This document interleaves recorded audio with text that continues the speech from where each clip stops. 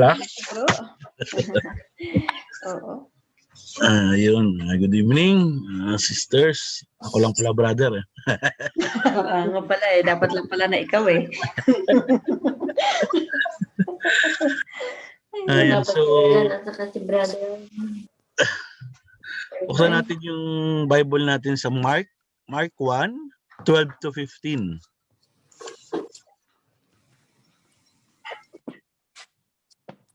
Actually, this is the first Sunday before the Lenten season, di ba?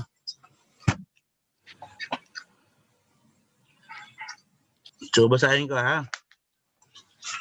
Sige lang bro.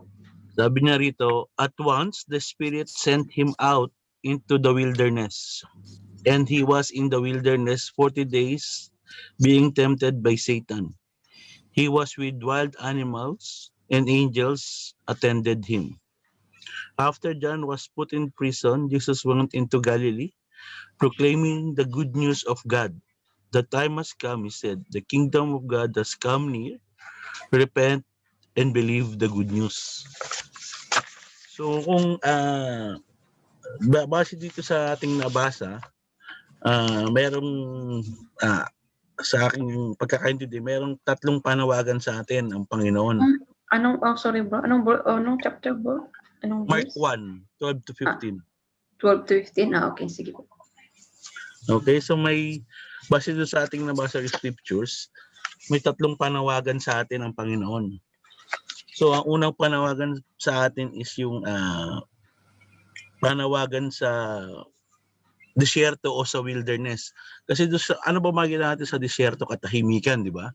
Kasi wala ka namang makikita sa disyerto kundi puro buhangin o kaya mga animals, di ba? So ito, inaanyayahan tayo ng Panginoon na umiwas muna sa mga ingay ng mundo at mag-focus at manalangin sa Kanya. So ito yung unang panawagan sa atin, kaya niya sinasabi ito sa atin. So para kasi sa sobrang gulo ng mundo, minsan hindi na natin siya nabibigyan ng pansin, na hindi na tayo nakakapag-focus sa Kanya, bagkus yung ating mga kaisipan, ating kalooban, yung pamumuhay sa mundo ang nating naiisip. So inaanyayahan tayo ng Panginoon na be in a quiet place, like yung kung saan ka komportable na magdasal ka nang nasa katahimikan, na makakapag-focus ka sa Kanya. So yun yung unang panawagan. So pangalawang pangalawagan sa atin is ang pag-aayuno at manalangin. So kung makikita mo doon sa binasa natin, sinabi doon, he was being tempted by Satan. Kung mababasa mo sa Matthew 4:1-12, I believe nandoon nakadetalye kung ano yung mga temptasyon ni Satan na ginawa kay Jesus Christ. Tinempt siya by power, fame, and pleasure. So dito inaanyayahan tayo ng Panginoon na mag-fast tayo at manalangin para mapagwagian natin ang mga temptasyon ng buhay. Gaya ng pagkakapanalo niya doon sa pagka-fasting niya ng 40 days and 40 nights. So sabi nga to follow Jesus is also fight ourselves, examining our conscience, confronting our sinfulness and temptation. So dapat mawin natin ang mga temptasyon natin, katulad ng katamaran, pagkaganid, lahat ng mga masamang gawain. So disiplinahin ang sarili, kumbaga, at wag magpadala sa kamunduhan. So yun yung pangalawang panawagan sa atin ng Panginoon, na kaya dito nagpapatunay na kung gaano kahalaga ang pagpa-fasting at praying. So ang pangatlong panawagan sa atin ng Panginoon dito is yung harapin natin ang takot na may pananampalataya. Kasi kung makikita mo sa huling verse na sinabi ni Lord ng Panginoon dyan is, sabi niya dyan is, the time has come. So the kingdom of God has come near. Repent, believe in the good news. So and especially now na dumadaan tayo sa pandemic, sabi ng Panginoon, kahit ano pang difficulties na naranasan mo, magtiwala ka lang sa Panginoon dahil siya na yung kasagutan eh. So andyan na siya. So believe in the good news. So mag-repent na tayo and believe in the good news. So yun po yung aking maikling share. Baka may maidagdag po kayo. Amen.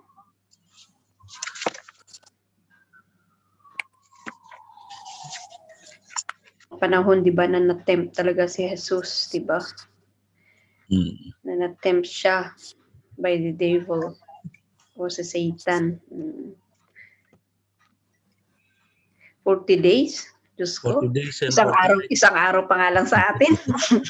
Bagsak na tayo, pero biruin mo 40 days, 40 nights. Grabe. Kung ilagay natin siguro yung sarili natin, baka wala pang kalahating, alam mo, yung isang oras pa lang na natitempt ka minsan sa patience mo, sa temper mo is mahirap na, di ba? Kasi in the desert daw, di ba? Walang tubig, walang masilungan, expect mo na yan. Pag sinabi natin ano yan, siyempre mainit, alam mo yan, mabuhangin. Ayan. So, kung i-imagine natin, parang kung ako kaya yung andon, di ba? Ewan ko na lang.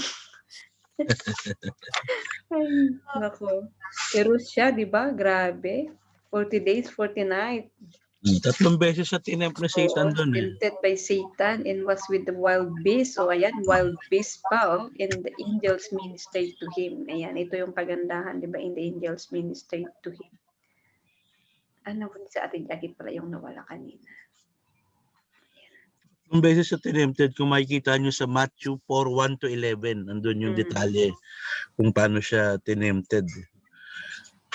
Yung unang temptation sa kanya is, sabi ni Satan, if you are the Son of God, tell this stone to become bread. Tapos sabi niya is, Jesus answered, it is written, one shall not live on bread alone, but every word that comes from mouth of the God. So yung pangalawang temptation naman is, sabi niya doon is, if you are the Son of God, he said, throw yourself down, for it is written, he will command his angel concerning you, and they will lift up in their hands, so that you will not strike your foot against stone. Jesus answered him, it's written, do not put the Lord your God to the test. Tapos yung huling test ni Satan doon is, sabi niya, the devil took him in a very high mountain, and all the kingdoms of the earth, all this I will give you, he said, if you will bow down and worship me. Jesus said to him, away from me, Satan, for it's written, worship the Lord your God and serve him only. So, andun yung detalye ng 3 temptation ni Satan sa Matthew 4:1-11.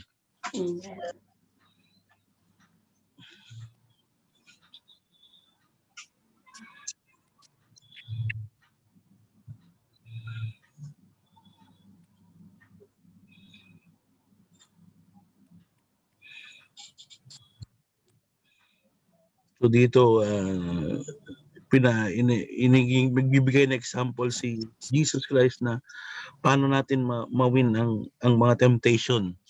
So by fasting nga and praying and believe in Jesus, believe in the good news.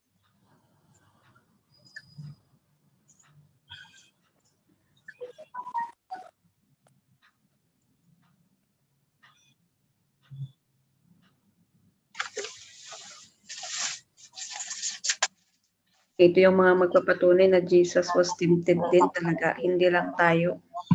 Ako ba yung nag-e-echo ba ako? Hindi naman.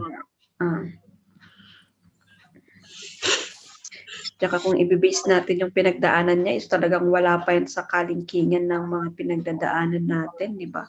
Tayo kunting kunting temptation, kunting pagsubok lang is Alam mo, parang suko na ako. Ayoko na. Pagod na ako. Ganon tayo di ba? Pero kung iisipin natin siya, 40 days, 40 nights without. Di ba? Punta kaya tayo doon ng maghapon or kahit updi lang tuwing summer, try natin. Pero hindi natin kaya Kaya, we were so weak. Oo, napakarupok natin, napakahina natin, pero grabe, di ba? Grabe yung Diyos natin, di ba? Ginaya niya ang lahat para lang sa atin. Ito yung di ba, na-fulfill na niya, the time is fulfilled in the kingdom of God is at hand, di ba?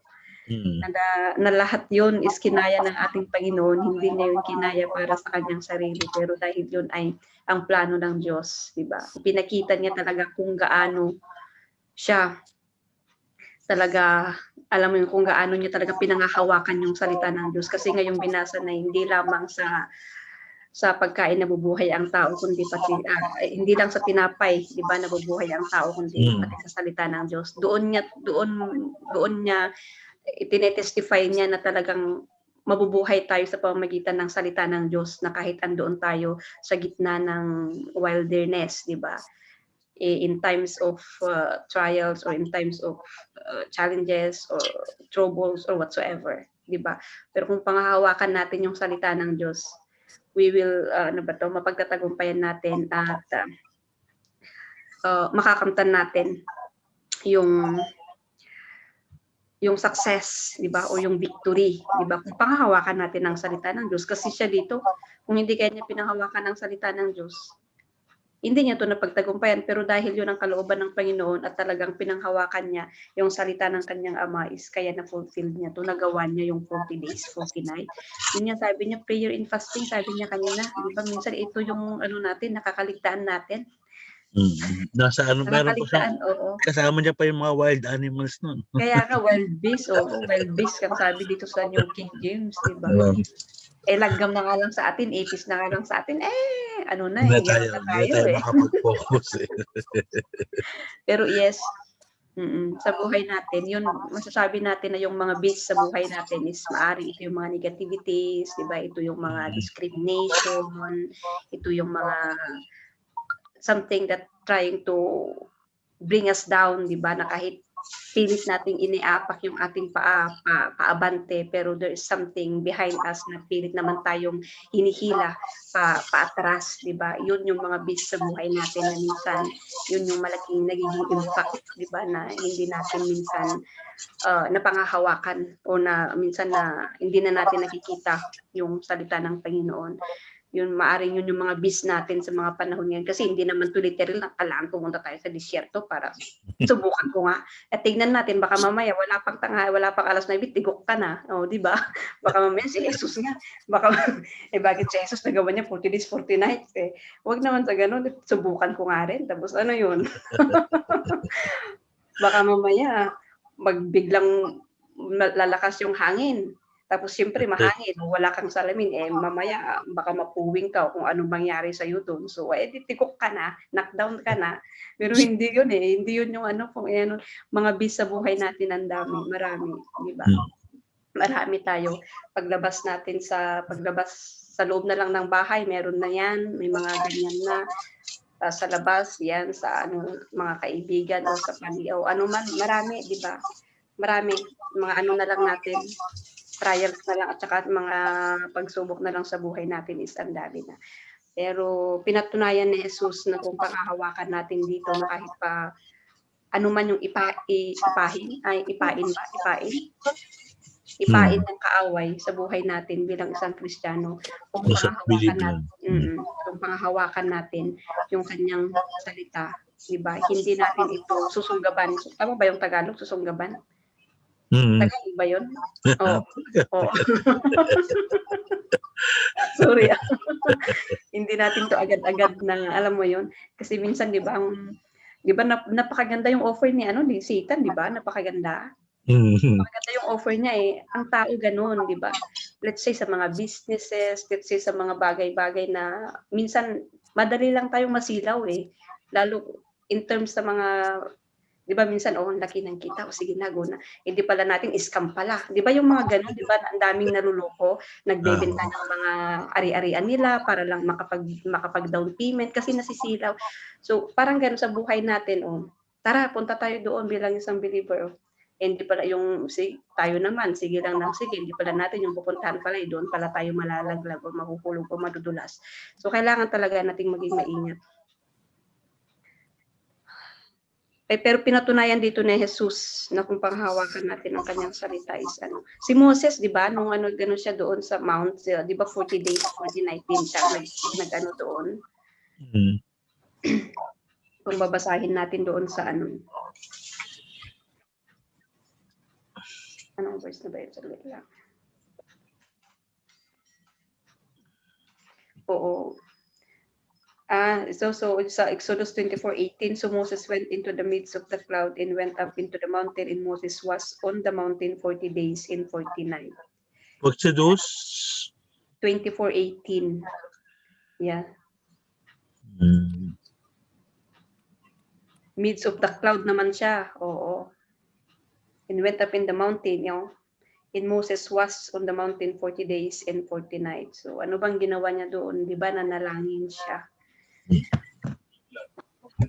Kaya ako minsan aminado ako dyan sa pagpapastig. Hirap eh. Pati nga sa Don Was minsan hindi na rin ako nakakadalaw, sarap matulog. Ay, sorry Lord. Pero glory to God talaga, di ba? Pero hindi yun yung yung titignan natin dito is kung gaano pinatunayan ni Jesus, kung gaano niya na-fulfill talaga yung plan ng Panginoon, ng Diyos Ama, di ba? Kaya nga the time is fulfilled in the kingdom of God is at hand. Repent and believe in the gospel. Ito yung natin ngayon, it's a command, di ba? Si Jesus na mismo ang nagsabi dito na repent and believe, di ba? Kasi kung hindi nga tayo magre-repent, hindi tayo maniniwala sa kanyang mga salita or sa who is the gospel, Jesus Christ, di ba? He is the gospel, di ba? He is the good news, di ba? So kailangan talaga nating mag-repent at maniwala sa kanya. Kasi siya lamang yung susi, siya lamang yung nakagawa nito. Kaya kailangan nating mag-rely on him. Tama ba ako?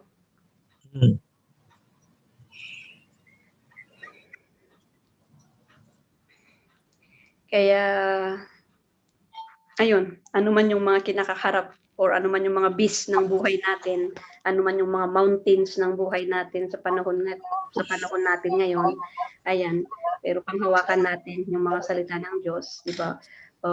Let us stand sa mga pangako ng Panginoon sa buhay natin. Hindi tayo malilihis. Hindi tayo malilihis doon sa kalooban niya, di ba? O sa kagustuhan ng Diyos kung yung salita niya ang ating pangahawakan, di ba? Yun yung titignan natin. Hindi yung sige lang tayo, sunggab lang tayo ng sunggab. Kung sinunggaban kaya ni Jesus yung yung pain ni Satan that time, di malamang sa panahon natin ngayon, sino maiaalay? Wala, di ba? Pero hindi ganun yung plano ng Diyos eh.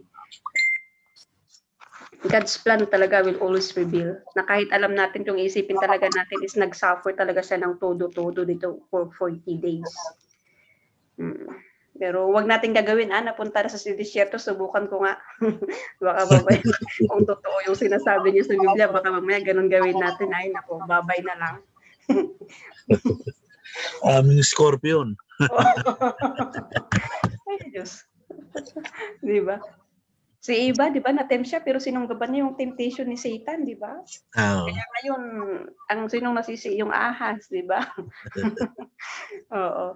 Kaya pag makikita natin sa Revelation, yun na yung nagamit as ang ahas, kasi yun na yung yung time ni Eva, di ba? Kasi pain yun ng kaaway. Pero kung hinindihan niya sana yung alok ng pain ni Satan nung time na yun, pero it's still pa rin, God's plan pa rin, kasi kailangan talagang mangyari yun. Para makita ang bali. God's plan pa rin. Kasi yun yung nature natin as human. May kahinaan at may kahinaan tayo. Pero ganun pa man, lahat tayo, ayun na nga, marupok tayo, mahina. May maraming pagkukulang at pagkakamali. Pero kung magre-rely talaga tayo at titignan natin si Jesus at ang kanya isa sa buhay natin, paghahariin natin ang kanyang mga salita sa buhay natin, then ano yan, mapagtatagumpayan natin, 100% sure yan. At the end of the day, mapagtatagumpayan natin yan kahit na balubaluktot man na, nabalibalian naman na ng paa, alam mo yun, napiglatan man siguro, wakas pagarigan. Sorry, Brother Romel, napiglatan man siguro, wano na sinit ka man, di ba? Natudok man ti siit ta sakam, pero at the end of the day, di ba? Mararating at mararating pa rin natin yung destination natin na nakalaan para sa atin. Ano ba yung destination natin bilang isang mga anak ng Diyos or bilang isang mananampalataya, di ba? To be with Him, di ba? Yun yung destination natin. Hindi naman yung destination natin is doon sa Dubai Miracle Garden, hindi naman. Yung destination natin is to be with Him, di ba? Forever. Di ba? Yung makasama natin siya or makasama niya tayo sa buhay na walang hanggan. Yes. So, yun, kaya kailangan talaga natin mag-repent at manampalataya, maniwala sa kanyang anak na si Jesus. Kasi si Jesus lamang ang tanging daan patungo sa ating Diyos Ama. So, ayun lang din po yung may dadagdag ko. So, kaya sige na po, para hindi, baka mamaya, o ano naman ang po yung mga revelations ng Panginoon doon sa i-share ng ating kapatid na si Brother Romel. Sige po mga kapatid, ang tayo para mas maganda. Sorry. Ala. Mag-unmute lang kayo mga kapatid. Ito yung maganda sa nasabi kanina ni Brother sa Captain of Jesus Christ. Between Satan. There's a temp, let us quote and panangga ng salita ng Diyos, let us rely, yes, you're right. This and Brother Romero, Exodus Matthew, yes, amen. No. Paano ba ito ipukul? Ano ba yan? Yung binasa ni Brother Romel kanina doon sa Matthew 4 o 10, 11, di ba?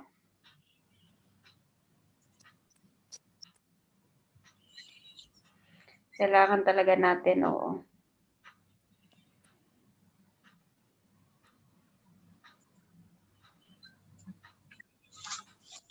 Kasi kung wala tayong pinanghahawakan na salita ng Panginoon, wala talaga tayong panangga, wala tayong may ibabato doon sa kaaway kung ihitim niya tayo. Mahalaga din pala matuto tayo salita ng Panginoon. Amen. Yes, totoo yan. Napakahalaga talaga kasi wala tayong panangga kung tayo ay papainan ng kaaway, di ba? Tapos kasi yun yung maibabato natin, yun yung natin, yun yung sandata natin kasi yun yung magiging sandata natin sa lahat ng bagay.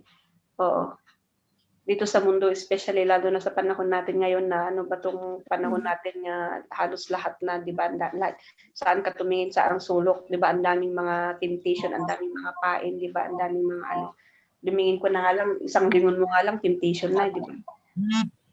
So how much more pag lumabas ka na, di mas marami pa.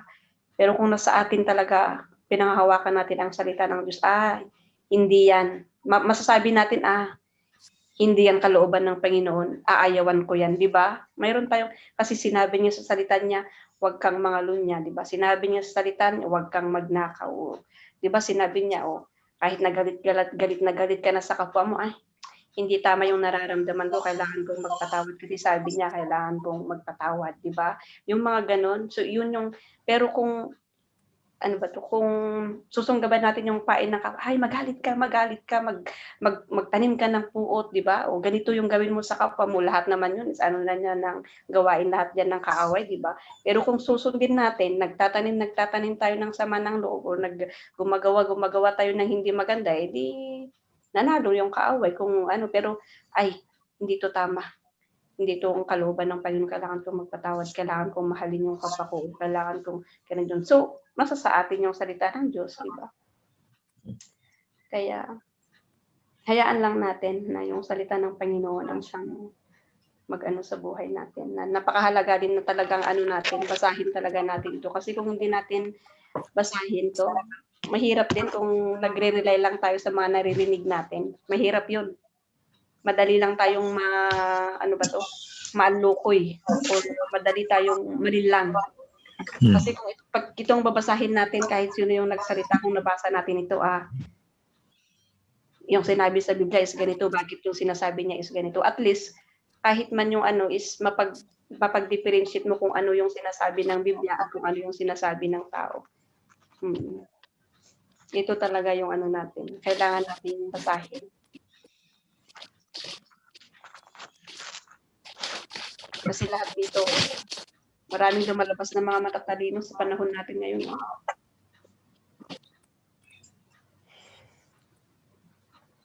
Yun, naparami na ako nung sinabi kayo naman mga kapatid. Ate Jackie, andyan ka pa ba, te? Ate Lorena, ayan. Mama, Mona Aileen, Ate Dolores, Sis Rosel. Andyan pala si Sis Rosel. Parang hindi ko napansin po pagpasok niya. Late. Ba't hindi ko siya napansin? Ako yung nag-admit.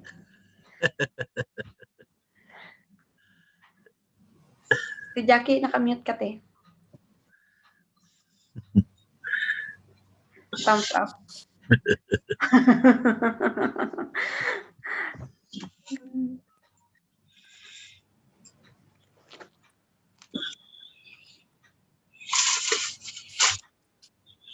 Awanan ka, Kapsat. Wala na po ba? Madala na po ba tayo maidadagdag dito? Or... Amen. Praise.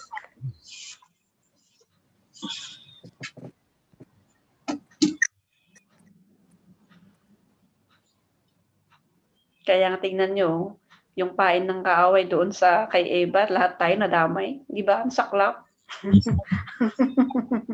Ayun yung masaklap damay-damay minsan pag yung pain ng kaaway, sinunggaban natin. Di ba? Kahit minsan sa mga maliliit na bagay, pag yung let's say sa pagsisinungaling, dahil sa isang kasinungalingan minsan, napainan tayo o ganito, ganyan. Tapos kinabukasan, meron, yung kusiban, parang nadadagdagan, tapos yung kaibigan, nadamay na. So, yung alam mo yung mga ganong bagay na kung minsan. Ay, nako. Pero that's life. Ganun talaga ang buhay. God's will prevail pa rin. Kahit anong gawin natin, kahit magtambling-tambling tayo dyan, magawin kung ano yung gusto natin, pero kalooban ng Panginoon pa rin ang magwawagi. Pero syempre, ayaw naman natin ng consequences, di ba, hanggat maaari. Kung kaya naman natin, di ba, na wag gawin, di ba? O kung kaya naman natin batuhin ng kaaway, ngayon na, bakit naman hindi, di ba? Kailangan namang, sige, batuhin mo ako ngayon, Satan, bukas babatuhin kita. Kailangan sabihin mo pa, baka bukas manghihina ka, di ba? So, wala na, di ba? Talo na. Kaya kailangan talaga natin yung salita ng Diyos sa buhay natin para anytime na matitempt tayo o kahit sino man or ano man yung pwedeng mag-ano sa atin is meron tayong panangga. May sandata tayo na pwede nating isarang, kumbaga Ilocano. Pabalin tayo Parang yung kanta lang yan, di ba? Salita mo, pangahawakan ko. Amen. Praise God. Okay. Salita mo, panghahawakan ko. Di ba? Sabi niya nga sa kanta. Salita mo, tapat at totoo. Sabi niya doon. Yeah, glory to God talaga. Napakabuti ng ating Diyos. He did this. Lahat-lahat ginawa niya ito para lang sa atin. Lahat ng ito ginawa niya para sa atin, di ba? Pero syempre, kailangan naman na tanggap na lang tayo ng tanggap. Kailangan talaga din natin may gawin din tayo, di ba? Hindi lang yung, alam mo namang kain ka na lang ng kain. Minsan naman bumili ka at magluto, ganun, di ba? Ikaw na lang palagi pinapakain, di ba? So, kailangan nating mag-repent, di ba? At maniwala talaga sa Kanya. Kasi kung hindi naman natin pinapaniwalaan yung salita ng Diyos, Oo nga, pero di ba puro libre, di ba?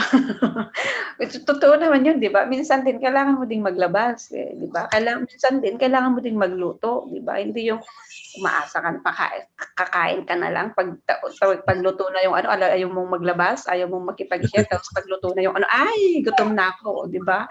Okay lang naman, paminsan-minsan, kung talagang wala, understood, pero kung meron ka naman, ayaw mo lang, ibang usapan na yun, di ba? Di ba, Kaya Rumen? Wala. Parang ganun lang ba? Ano pa yung parang logic lang ba na? Ay, nako. Pero kasi, hindi naman puro tanggap lang tayo ng tanggap. Meron din siyang condition dito na kailangan talaga nating mag-repent, di ba? At saka maniwala sa kanya nang sa ganun is makuha natin, makamtan natin yung inilaan niya na para sa atin din. Although yung pag-ibig niya is talagang, unconditionally talaga. Nga na lang lagi, di wala na. Pero kahit ano man yung mga bis sa buhay natin, ano man yung mga pagsubok, panubok, ano man nagitibanbanag nga, sorry, sa Tagalog pala, may Tagalog pala tayo dito. Mga bagay-bagay na bumabagabag sa ating mga buhay, mga bagay-bagay na siyang, alam mo yung nag-aagaw doon sa utak natin or pilit tayong iniintikan ng kaaway, ano man yung pain ng kaaway sa atin, let's try it na harapin ito sa pamamagitan ng kanyang mga salita. Huwag natin itong harapin sa sarili nating kakayahan or sa kung ano man yung sarili nating kaalaman, but let's face it with the word of God talaga, kasi ito yung makakapagbigay sa atin ng katugunan, salita ng Panginoon, at ito ang makapagbibigay sa atin ng katagumpayan, salita ng Diyos, which is Jesus Christ give this to us. Fulfilled na nga, di ba? Yung fulfilled na binanggit dito is past tense. Past tense siya, di ba? With D. Di ba past tense yun pag with D? So, ibig sabihin, nangyari na, it's fulfilled na talaga, na pagtagumpayan na niya, kaya it's our turn naman na gawin yung part natin, di ba? Kasi nagawa na niya yung part niya eh. Ginawa na niya lahat nung pwede niyang gawin, di ba? Para lamang sa para sa atin. Kaya it's our turn naman na gawin yung part natin bilang kanyang mga katawan or bilang kanyang mga anak, di ba? Hindi lang as part of the body, di ba? Hindi lang yung gumagalaw, hindi lang yung pero lahat. So, it's time naman na gawin natin yung part natin. Mag-isip at maniwala tayo sa kanya, di ba? At yun ang magiging natin. Yeah, anytime na aatake po ang kaaway sa buhay natin, di ba? Namang problema, panalangin natin yan. Lukod natin yun sa Panginoon. Ano man yung mga suliranin, maliban na lang sakit sa bulsa minsan, pero okay lang yan. God will provide, sabi naman niya, di ba? Pero kung tamad ka, di magantay ka ng wala. Kaya kailangan talaga natin kumilos, di ba? Ganon. Kailangan natin, meron din tayong gawin. Kaya, ayun po, mga kapatid. Sino pa po? Kasi baka mapalayo ako dito sa sinasabi ko eh.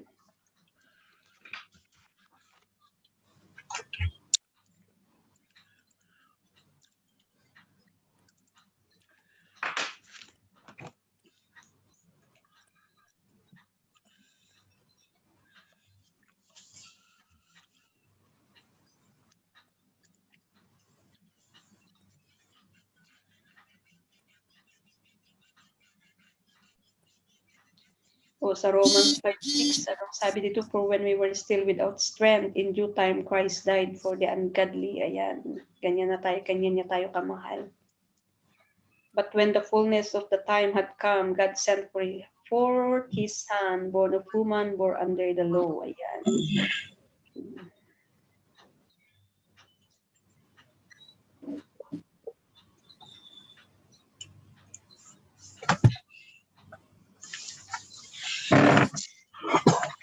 Ate Lorena, andyan ka ba, Ate Lorena? Ba't hindi ko ata naririnig yung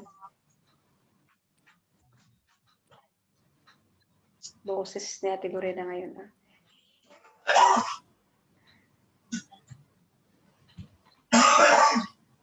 Puro libre, laya sa Amen. O, palayasin natin ang kaaway. Huwag nating hayaan na pumasok siya sa ating buhay. Kumbaga dyan pa lang sa high all. Kaya kumbaga sa may pintuan is wag na natin siyang hayaang makapasok. Focus lang, yes. Si Jesus nga talagang tahiano siya eh.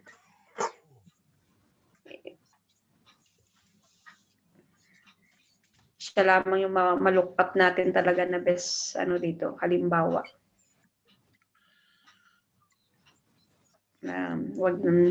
Wag tayo puro kain lang ng tinapay. Minsan naman nakinig tayo ng salita ng Diyos. Minsan naman magbasa tayo ng salita ng Diyos. Pero kung lamon lang tayo ng lamon, ewan ko na lang. Tataba talaga, wala na.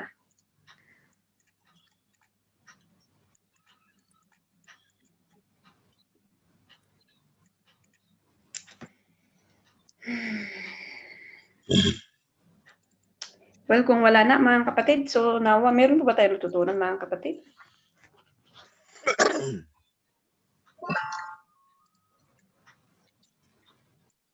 Amen. Oo, napakahalaga. Napakahalaga, napaka-importante. Kasi pasama na ng pasama ang mundo ngayon. Yun yung kailangan natin panghawakan ang kanyang mga salita at sa buhay ang kanyang mga salita. Maraming mga nagsisilabasan ng mga false prophet, marami yung mga nagsasabi na sila ay ganito, ganyan, pero iba naman yung pakay. Kaya napakahalaga na magkaroon tayo ng discerning of the Holy Spirit. Tsaka hindi tayo magkakaroon ng discerning of the Holy Spirit kung hindi natin yan panghawakan ang salita ng Panginoon sa buhay natin. Kaya let's see. Diba? Si Job, isa ding si Job dito. Ilang beses din siyang na-tempt, diba? Pero nanatili siya sa salita ng Panginoon. Yun din ang gawin natin sa panahon natin ngayon. Ano man yung mangyari, ano man yung pwede nating pagdaanan o kaharapin, manatili tayo sa salita ng Diyos kasi hindi tayo mabibigo. 100% sure yan. Hindi tayo mabibigo. Yes, maaaring masasaktan tayo, maaaring mapapagod tayo, maaaring manghihina tayo, maaaring, alam mo yun, magkakaroon tayo ng mga disappointment. Pero at the end of the day, pag hindi tayo bibitaw sa salita ng Panginoon, hindi yun kawalan sa atin, katagumpayan pa rin yung ma-reach natin at the end of the day. Victorious pa rin tayo. Yes, but the Lord is faithful and He will strengthen you and protect you from the evil. Amen. No? Yeah, from the evil one. Yes.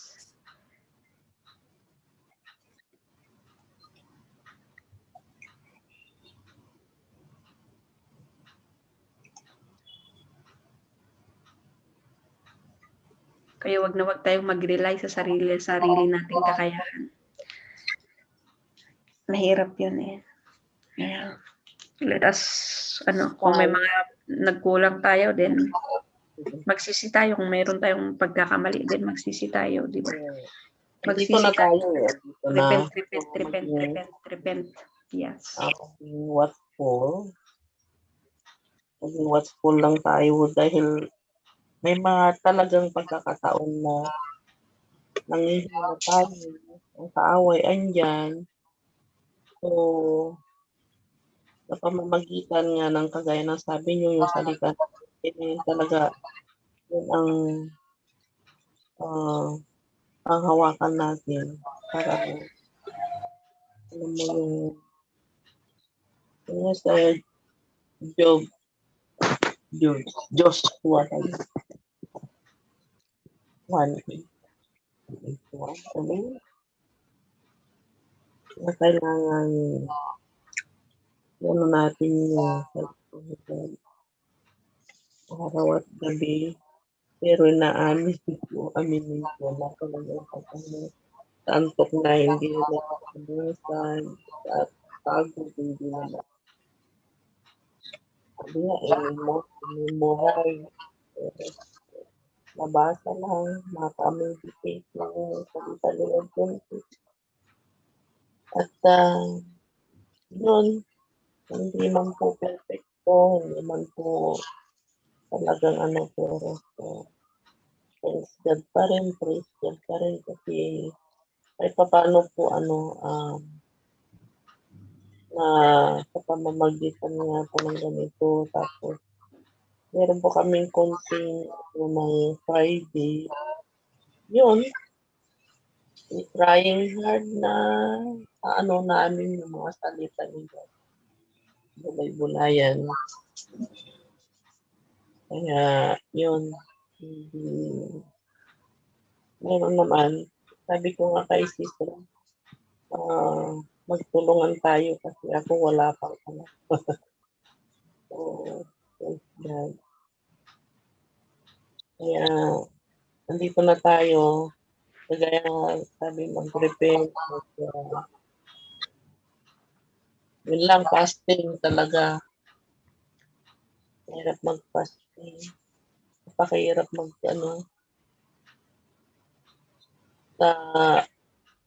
parang, ay, hindi ko kayang mag-fasting. Gawa siguro ng physical trabaho.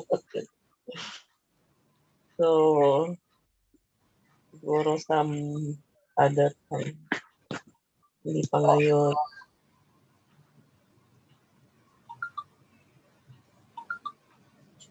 Mahirap. Kaya nga, amazing God. Amazing God talagang.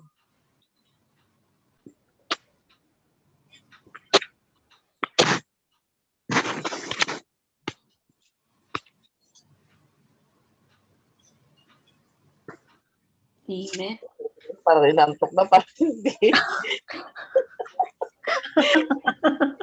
Makaturog sa mga kasaon. Amen. Sino pa kakausap? Tawanan? Nairuwarya mo tin kita. Nanyaman ti. Revelation ng Panginoon. Oh. Kasi kung wala na, gaba ako na tayo sa prayer and then tapos na tayo ngayong gabi. Di ba?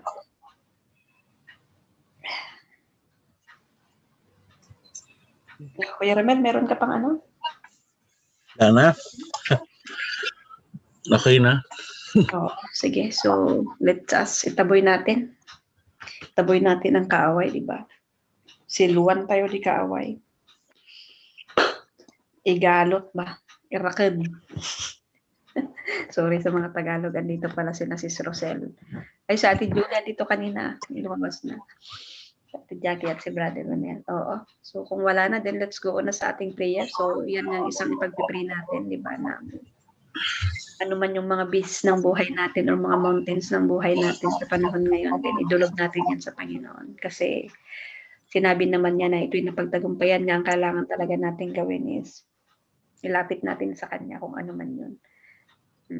Na may buong pagsisisi sa ating mga puso, di ba? Kung meron pa tayong mga bagay-bagay na kailangan hingi ng kapatawaran sa Kanya, and then pagsisihan natin, mga nagawa natin hindi maganda, pagsisihan natin ito. Let's humble our heart before Him, di ba? And believe in Him, di ba? Accept Jesus as our Lord and Savior sa buhay natin. And He will do the rest. So yun siguro yung isang ipagpipray natin ngayon, no? Yung mga mountains natin, hindi ko alam kung ano yan. Hindi ko na yan hihingiin sa inyo, pero itaimtim na lang natin yan siguro ilapit sa Diyos ngayong gabi. And then kung meron pa tayong mga prayer requests, mga kapatid. Ako yung prayer request ko lang yung sa trabaho. Nag-apply kasi ako nung last Thursday, may interview ko. Sana maging okay. Yung lilipat ka ng company? Sala, pag natanggap. So, sige, pag-pray natin kung anong kalooban ng Panginoon.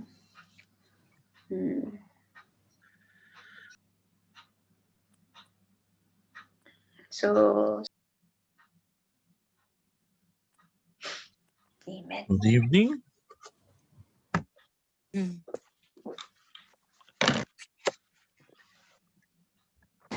Good evening. So, ano ba?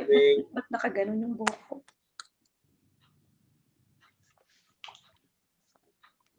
Gandang Ba't ayaw niyong mag-unmute? Nakapatay na nga. God bless everyone. Amen. Praise God. Salamat, Brother Romel, sa mensahe. Good evening. Mensahe ng Diyos na yung... Good evening. Good evening po, Pastor. Mhm. Evening, medyo pan pa kami kanina. Ay, Naman, busog na. Right. Oh, sakit pa ng ulo ko. Migraine. thanks po Kuya Romel. Oo, kaya pa. Oo, God bless. Ha? Parang ginawa yung ulo ko.